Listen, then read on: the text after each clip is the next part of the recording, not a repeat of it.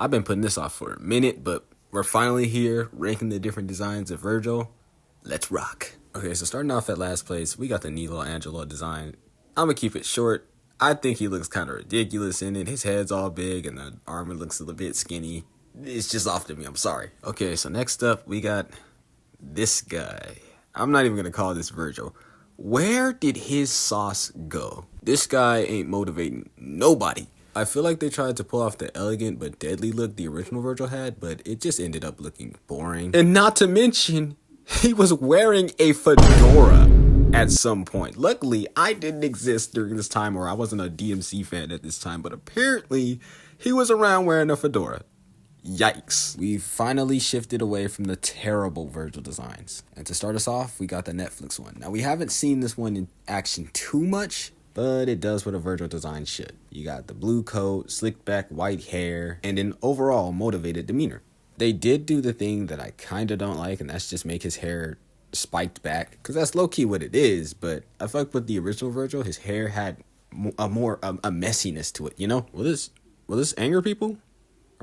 Are people mad? If you are, put away your pitchforks, okay? Just let me explain, okay? The design isn't bad. As I said before, we are now on to the good designs. It's just, it has some tough competition. Now, I'll say this. When I first seen this, I was not a fan at all. They went for a more realistic take on DMC5, and to me, it made some of the characters look a bit weirder than usual. Case in point, they had to remove his anime hair in favor for a more slick back design.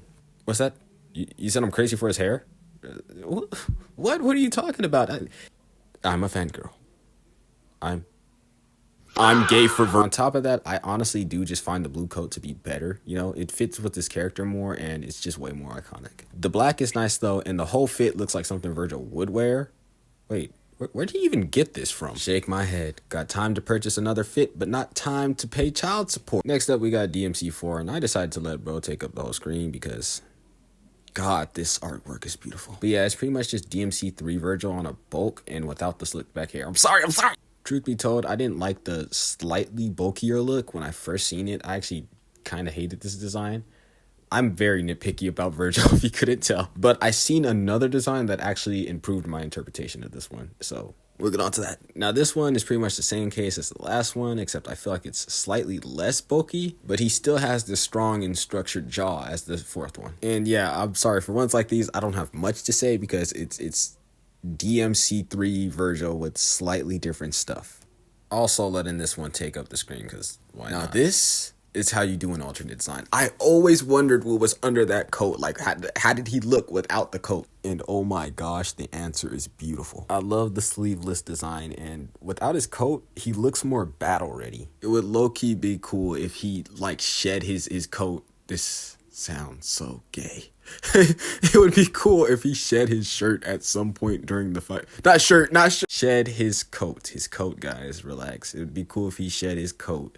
And, you know, he was more battle ready. Once again, letting him take up the screen. By God, this design is so glorious. Now I'm seeing why he didn't take off the coat. That's aura right there. But this design has to be number one. Perfect contrast to Dante with the slick back hair, the blue coat, and the overall more serious tone. Also had to add a little bit of extra glaze by adding the manga panels in there because, oh my gosh, they get his hair just right. I'm sorry, I had to bring it up again. This stands as not only one of the best designs in Devil May Cry, but in gaming history. And for that, it secures a spot at number one. And that was my list. The video is now over. Anyone open to a yap sesh? Yap sesh, anyone?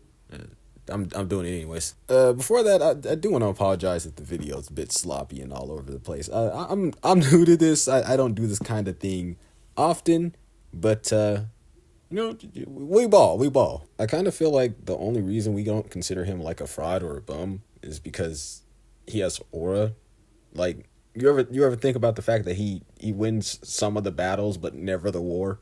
Like each goal he had, he fell just a bit short of, you know.